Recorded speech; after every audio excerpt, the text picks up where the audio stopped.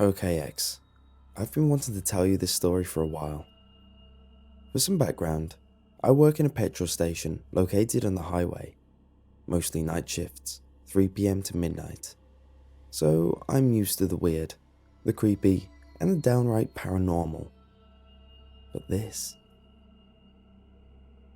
The day started like normal, people coming and going. It's about 7, and things are pretty dark, and the store begins to slow down a bit. At the beginning, I was standing behind the console area when I noticed something, or rather, someone. Looking to my left, I lock eyes with a woman, a frail, thin, elderly lady with wrinkled skin and giant, fly-eyed sunglasses on that cover half her face. I immediately get the jitters from her. She walked slowly through the door. I had to manually make it open to let her in as the auto doors didn't pick her up. She makes her way to me at the console, staring at me through those big, creepy sunglasses. "Can you come outside and take a look at my car? I think something's wrong." Her voice is soft in volume, but deep and resonating, like I felt it more than I actually heard it. I declined though, explaining our policy with leaving with only one staff on site. "Okay then," she says, and walked off to the toilet. Now, this is where alarms start going off in my head. I was serving other customers, stragglers here and there, when she comes out of the bathroom after 5 minutes. She walks over to me and says, "There's no toilet paper. Could you come out and get me some?" Again, alarm bells go off in my head. Something is telling me not to go out there. Instead, I grab the staff toilet paper from behind the console and hand it to her, saying, "Here you go, ma'am." Her demeanor becomes sour, or as far as I can tell with those damn sunglasses.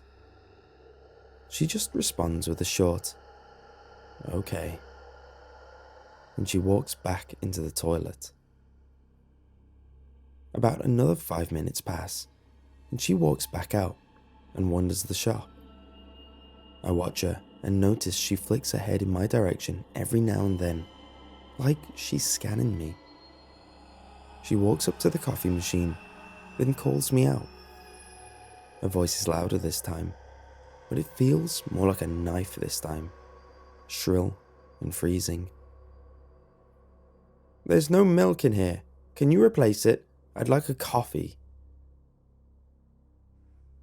I know I should do it, but every something's not right alarm in my body and brain was screaming not to. Once again, I had to decline and tell her that I can't leave the console at this hour of the night. She gets visibly annoyed, saying how crappy my customer service is. She threatens to contact my manager if I don't come out and change the milk. I decline and apologize, even offer the manager's number. Over the course of the next 20 minutes, she tries to get me to come out 3 times more. She finally gives up and walks off, glaring at me through the windows as she rounded the shop out of sight. The rest of the night shift goes by without a hitch. No creepy things. It became a surprisingly mellow and normal shift, though I still have the sense of dread in my stomach. Swap over and leave at 3 AM, walking to my car about 50 meters in the parking lot. As I get closer, the glasses, scarf and gloves she was wearing around were folded neatly, the glasses resting on top, in a pile on the ground by my driver's side door. I look around, and the sense of dread just intensifies. Quick as the flash, I unlock my car, jump in, and lock it again. There was no time to relax as I start the car and gun it the hell out of there. I have never been so fearful in my life. The sense of dread never left. I got home and needed a few drinks before I could loosen up to even consider sleep.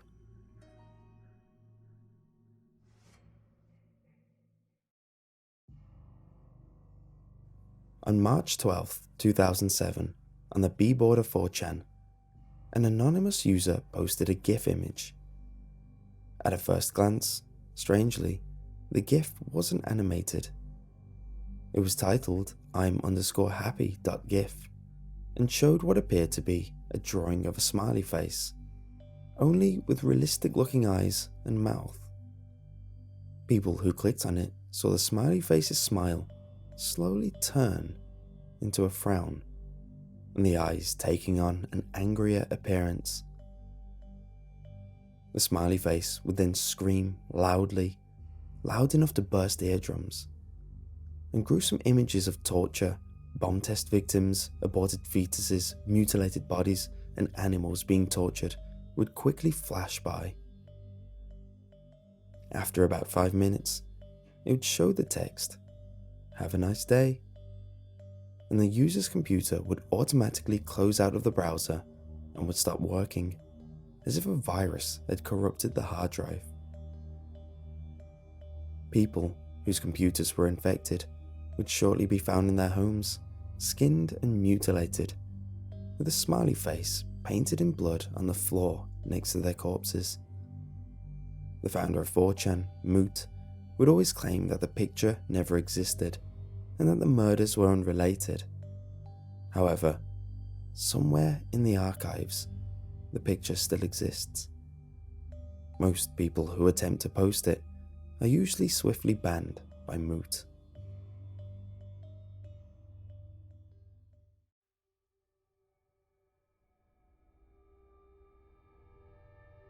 I'm gonna dump one of my stories for y'all. I'll leave it up to you to believe it or not. But for me, this was the biggest nope moment in my entire life. Some background first. This happened in Boden, Sweden, a couple of years back. Boden is known for one thing and one thing only: military forts. It was long thought of as the key to northern Sweden, the first thing the Soviets would ruffle stomp if they ever came charging. Those forts were secret as hell, in the past and for some time now. One of the forts were used to store a large part of Sweden's gold reserve. However, after the Cold War ended, the forts became more obsolete than before and were decommissioned. Now I can begin to retell the story. I was 21, hanging out with a female friend that is more like a sister I never had. We were both scouts and have been for as long as we both can remember. At the time, we were bored as hell, so we decided to go recon a cool campsite for the coming Halloween scare hike.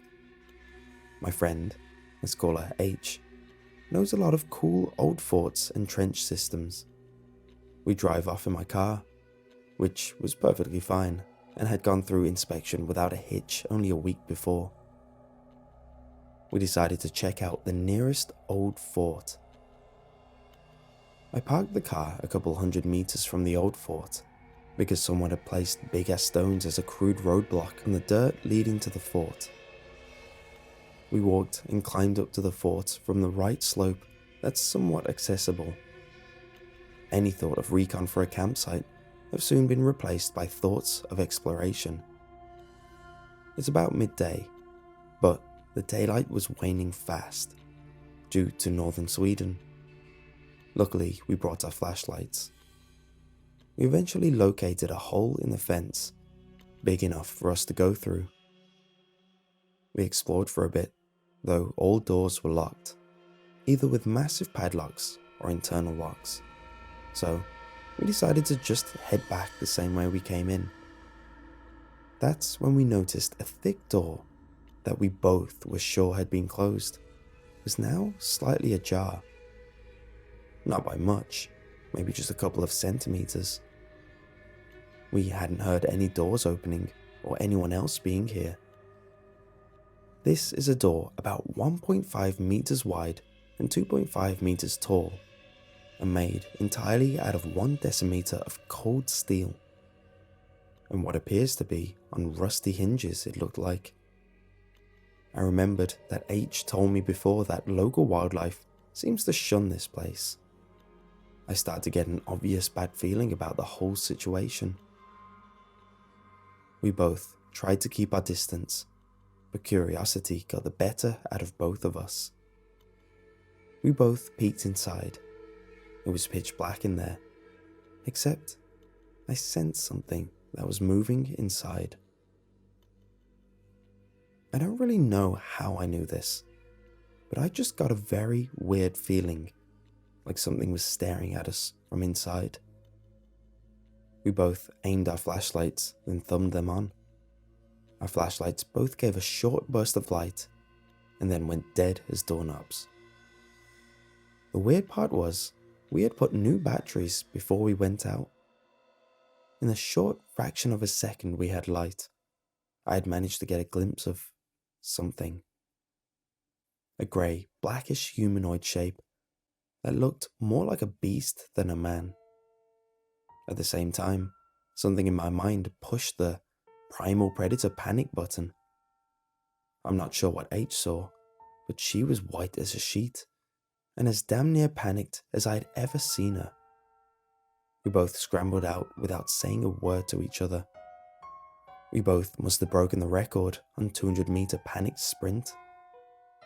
I don't know about H, but I felt a sense of something. I can't describe it more than a terrible sense of hate following us.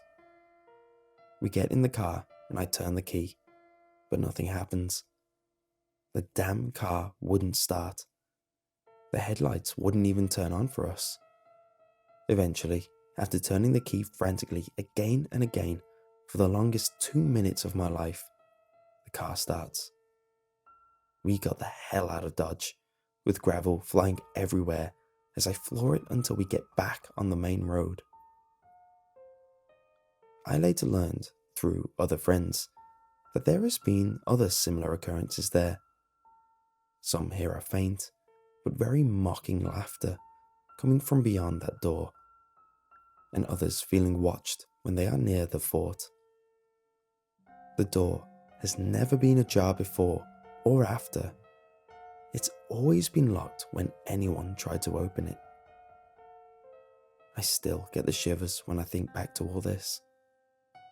It's been 5 years since this happened. I can add that H nor I have ever been back inside the fence of that place.